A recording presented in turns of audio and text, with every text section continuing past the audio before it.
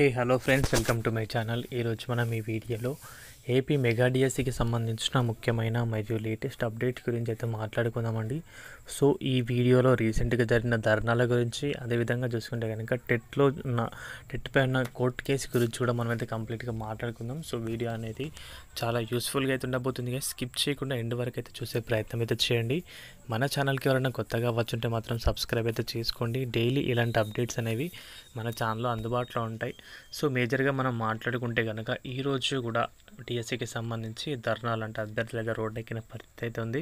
ఎందుకంటే వారి డిమాండ్స్ అనేది ప్రభుత్వం అయితే పట్టించుకోలేదు. యాజ్ పర్ ద నోటిఫికేషనే కంప్లీట్గా రిక్రూట్మెంట్ అనేది అయితే చేయబోతుంది. అంటే 45 రోజుల గడువుతోనే టీఎస్సీ అంటే ఆల్రెడీ ఇప్పుడు పరీక్ష తేదీలు అనేది దగ్గరికి వచ్చినాయి. 6వ తారీఖు నుంచి వచ్చే నెల 6వ తారీఖు వరకు అయితే ఉంటాయి కదా.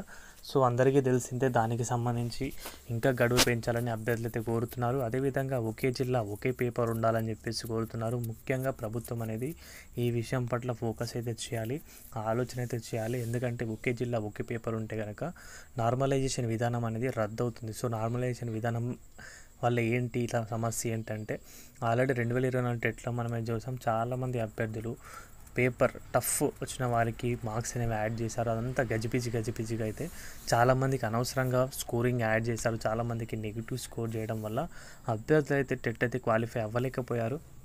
సో ఈ విధానాన్ని డిఎస్సిలో ఉంటే కనుక డిఎస్సీ ప్రాణంగా పెట్టుకుని చదువుతున్న వారు గత 8 నుంచి 10 సంవత్సరాల నుంచి ప్రిపేర్ అవుతున్న వారికి అయితే చాలా పెద్ద లాస్ అయితే అవుతుంది. కాబట్టి ప్రభుత్వం అనేది ఈ యొక్క విషయాన్ని ఆలోచన చేసి ఒకే జిల్లా ఒకే పేపర్ అనేది అయితే తప్పకుండా తీసుకురావాలి. మిగతా ఏవి చేయకుండా పర్లేదు. సో ఎలా ప్రిపేర్ అయ్యారంటే అలా ప్రిపేర్ అవుతారు తప్పితే ఒకే జిల్లా ఒకే పేపర్ పెట్టి నార్మలైజేషన్ విధానం అనేది రద్దు చేయాలి.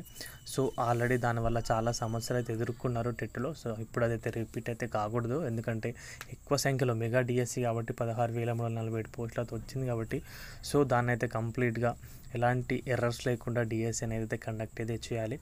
సో తప్పకుండా అందరూ కూడా విద్యాశాఖ మంత్రి గారికి కానీ, సీఎం చంద్రబాబు గారికి కానీ తప్పకుండా ట్వీట్స్ కానీ మెయిల్స్ కానీ చేయండి. సో అప్పుడు మీ అభ్యర్థులకు మీకు వినతులకు సంబంధించి ఏదైనా రెస్పాన్స్ వచ్చే అవకాశం అయితే ఉంటుంది.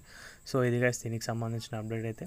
వీడియో నచ్చితే వీడియోకి అయితే ఒక లైక్ చేయండి. మన ఛానల్కి ఎవరైనా కొత్తగా వచ్చుంటే సబ్స్క్రైబ్ చేసుకోండి. థ్యాంక్స్ ఫర్ వాచింగ్ అందరికీ. బాయ్.